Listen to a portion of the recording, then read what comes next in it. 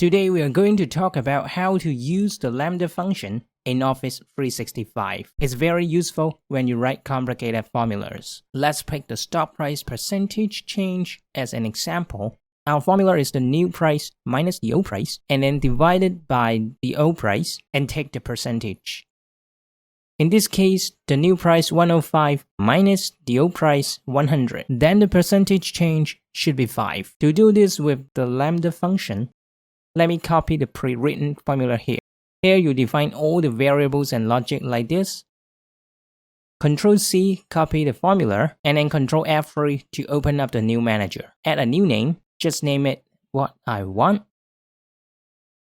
Usually I'll do it with underscore. Down under the refers to, I put in the lambda, open bracket, and then the first variable new,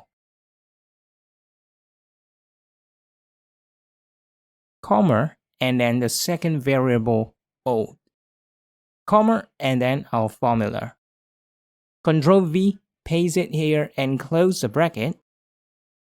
Okay, and close it. Now we get back to our percentage change cell, equals what I want, open bracket, and then put it in the first variable new. Let's say the new price is 50 and the old price is 100. Then I should get negative 50%.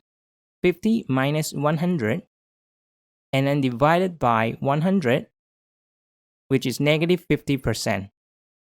When new is 105 and old price is 100, then we should get 5%. Okay, and that's it for the Lambda function of Office 365. Hope it helps. Bye.